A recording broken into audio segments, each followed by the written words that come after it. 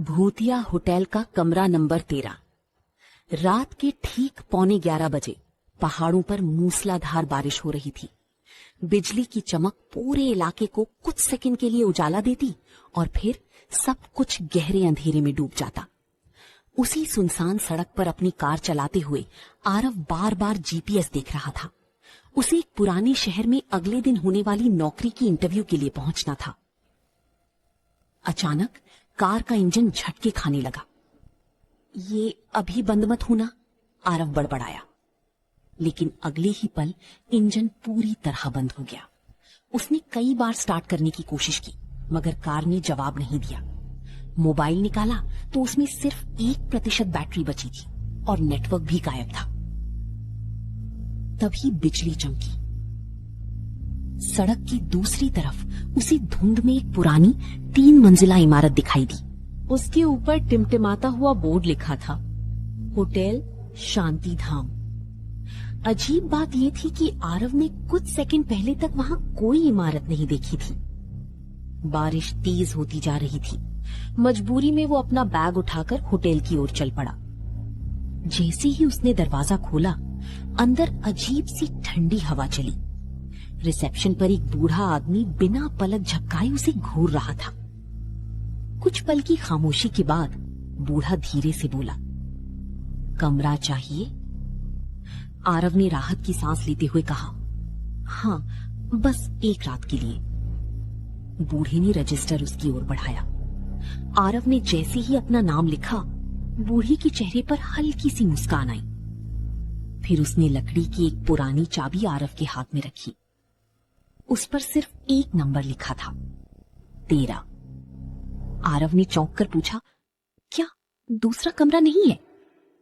बूढ़े ने बिना पलक झपकाए कहा, बाकी कमरे जिंदा लोगों के लिए हैं। और पूरे होटल में अचानक किसी के जोर से हंसने की आवाज गूंज उठी। आरव के हाथ में पकड़ी कमरा नंबर 13 की चाबी अचानक पहले से ज्यादा ठंडी महसूस होने लगी। बूढ़े की बात उसके कानों में बार बार गूंज रही थी, बाकी कमरे जिंदा लोगों के लिए हैं। आरव ने घबराकर पीछे देखा, लेकिन रिसेप्शन के पीछे खड़ा बूढ़ा अब गायब था। अभी तो यही था, उसने धीमे से कहा। तभी ऊपर की मंजिल से किसी भारी चीज के घसीटे जाने की आवाज आई। घर घर घर। होटल में और कोई मेहमान दिखाई नहीं दे रहा था। दीवारों पर लगी पुरानी तस्वीरें धूल से ढकी थी, लेकिन ऐसा लग रहा था जैसे उनमें बने लोगों की नजरें उसी का पीछा कर रही हों। आरव ने खुद को समझाया, शायद मैं ज्यादा सोच रहा हूँ। वो लकड़ी की चरमराती सीढ़ियां चढ़ने लगा। हर कदम पर सीढ़ियां अजीब आवाज करती, चर चर। दूसरी मंजिल पर पहुंचती ही लंबा अंधेरा गलियारा सामने था। दोनों तरफ कई कमरे थे, लेकिन सबसे आखिर में धुंधली पीली रोशनी के नीचे एक दरवाजा दिखाई दिया, कमरा नंबर 13। आरव जैसे ही उसके पास पहुंचा, उसने देखा कि दरवाजा अंदर से हल्का हल्का हिल रहा था, जबकि चाबी अभी भी उसके हाथ में थी। उसी समय कमरे के अंदर से किसी लड़की की धीमी आवाज सुनाई दी, कृपया दरवाजा मत खोलना। आरव का दिल जोर जोर से धड़कने लगा। अगर अंदर कोई है तो उसे बंद किसने किया? वो कुछ पल वहीं खड़ा रहा। तभी अचानक उसके हाथ की चाबी अपने आप घूमने लगी, टक टक टक, और बिना आरव के छुए कमरा नंबर 13 का ताला अपने आप खुल गया। टक। ताला खुलते ही दरवाजा अपने आप धीरे धीरे अंदर की ओर खुलने लगा। चर्र। कमरे के अंदर घना अंधेरा था।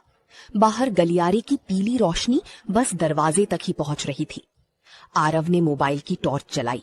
बैटरी अब सिर्फ 1% बची थी।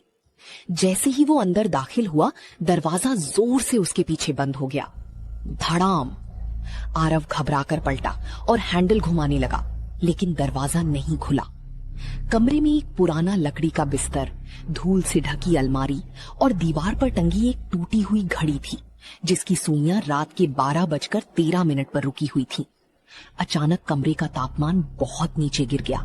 उसकी सांसों से धुंध निकलने लगी।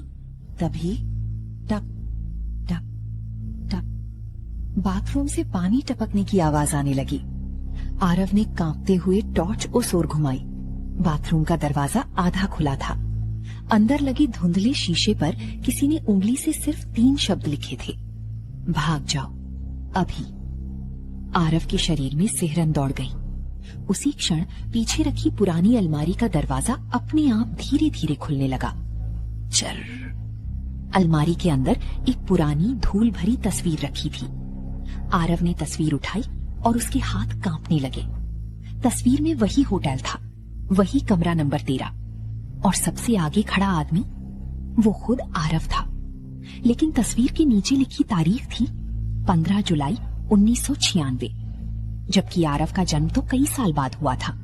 आरव के हाथ कांपने लगे। उसने तस्वीर को दोबारा गौर से देखा। चेहरा बिल्कुल उसी जैसा था, वही आंखें, वही बाल, वही कपड़े, लेकिन नीचे लिखी तारीख साफ दिखाई दे रही थी, 15 जुलाई 1996। ये कैसे हो सकता है? आरव बुदबुदाया। उसी क्षण कमरे की टूटी हुई घड़ी, जो अब तक रुकी हुई थी, अचानक चलने लगी। टिक टिक टिक। हर टिक के साथ कमरे की लाइटें टिमटिमाने लगी। अचानक बाथरूम का नल अपने आप पूरी तरह खुल गया। छपाक, पानी तेजी से बहने लगा। आरव हिम्मत जुटाकर बाथरूम के दरवाजे तक पहुंचा। जैसे ही उसने अंदर टॉर्च की रोशनी डाली, उसका दिल थम सा गया। फर्श पर पानी नहीं था, वो लाल रंग के तरल से भीगा हुआ था, जो दूर से खून जैसा दिखाई दे रहा था। लेकिन कुछ ही सेकंड बाद वो रंग धीरे धीरे गायब होने लगा और फिर साधारण पानी में बदल गया। आरव अभी इस बात को समझ ही रहा था कि शीशे पर फिर से धुंध जमने लगी। इस बार किसी अदृश्य उंगली ने धीरे धीरे एक नया संदेश लिखा, तस्वीर के पीछे देखो। आरव ने कांपते हाथों से तस्वीर पलटी। पीछे एक छोटा सा नक्शा बना था, जिसमें होटल की 3री मंजिल का रास्ता दिखाया गया था। नक्शे के आखिर में लाल गोले से एक जगह घिरी हुई थी। उसके नीचे सिर्फ एक लाइन लिखी थी, सच कमरे में नहीं, छत के ऊपर छिपा है। इतने में बाहर गलियारे से किसी के भारी कदमों की आवाज आने लगी। ठक ठक ठक। आवाज धीरे धीरे कमरे नंबर 13 के दरवाजे के बिल्कुल सामने आकर रुक गई। फिर किसी ने बाहर से बहुत धीरे से दरवाजा खटखटाया। टुक टुक टुक।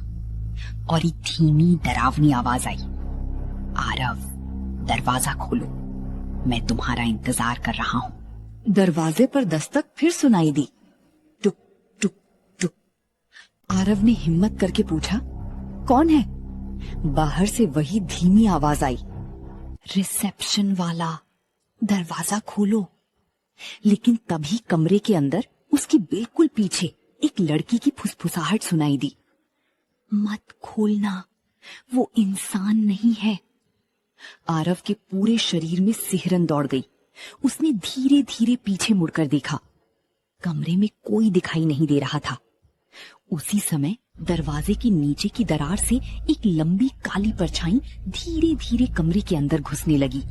दरवाजे के नीचे से आती काली परछाई धीरे धीरे इंसानी आकार लेने लगी। आरव डर के मारे पीछे हट गया। तभी वही लड़की की आवाज फिर सुनाई दी, अगर जिंदा रहना है तो 3री मंजिल पर पहुंचो, सच वहीं छिपा है। अचानक दरवाजा अपने आप खुल गया। बाहर कोई नहीं था, लेकिन गलियारे के आखिर में एक काली आकृति खड़ी थी। आरव तेजी से सीढ़ियों की ओर भागा। जैसे ही वो 3री मंजिल पर पहुंचा, उसे एहसास हुआ कि यहाँ कोई कमरा नहीं था, सिर्फ एक लंबा गलियारा और आखिर में लोहे का एक पुराना दरवाजा। दरवाजे पर लाल रंग से लिखा था, यहाँ से वापस कोई नहीं लौटता। आरव ने कांपते हाथों से दरवाजा खोला। अंदर धूल से भरा एक छोटा सा कमरा था। दीवारों पर दर्जनों पुरानी तस्वीरें टंगी थी। हर तस्वीर में एक अलग मेहमान था, लेकिन सबसे आखिरी तस्वीर में आरव खुद खड़ा था। उस तस्वीर के नीचे लिखा था, अगला मेहमान।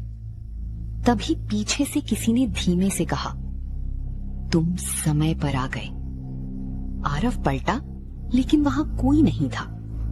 अचानक सभी तस्वीरें अपने आप जमीन पर गिर गईं। हर तस्वीर के पीछे एक ही तारीख लिखी थी, 13 जुलाई। कमरे के बीचों बीच एक पुरानी लकड़ी की डायरी पड़ी थी। आरव ने उसे खोला। पहले ही पन्ने पर लिखा था, जो भी कमरा नंबर 13 में रुका वो कभी वापस नहीं गया। अगले पन्ने पर उसका अपना नाम लिखा देखकर उसके हाथ कांप उठे। अचानक पूरी मंजिल में किसी औरत के रोने की आवाज गूंजने लगी। ठंडी हवा तेज हो गई। डायरी के आखिरी पन्ने पर सिर्फ एक चेतावनी लिखी थी, रिसेप्शन वाला इस होटल का मालिक नहीं, कैदी है। आरव नीचे रिसेप्शन की ओर भागा, लेकिन वहां बूढ़ा आदमी नहीं था। उसकी जगह एक टूटी हुई कुर्सी और मोटी धूल जमी हुई थी। ऐसा लग रहा था जैसे वर्षों से वहां कोई आया ही ना हो। अचानक होटल की सारी लाइटें बुझ गईं। अंधेरे में 2 लाल आंखें धीरे धीरे उसकी ओर बढ़ने लगी। वही बूढ़े की आवाज सुनाई दी, अब तुम भी यहीं रहोगे। आरव पूरी ताकत से बाहर की ओर दौड़ पड़ा। मुख्य दरवाजा सामने था। जैसे ही उसने उसे खोला, तेज बिजली चमकी।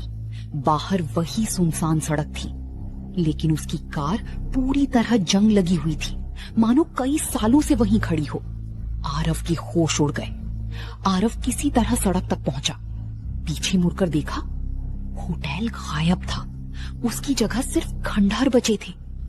अगली सुबह गांव वालों ने बताया, होटल शांति धाम 30 साल पहले आग में जल गया था।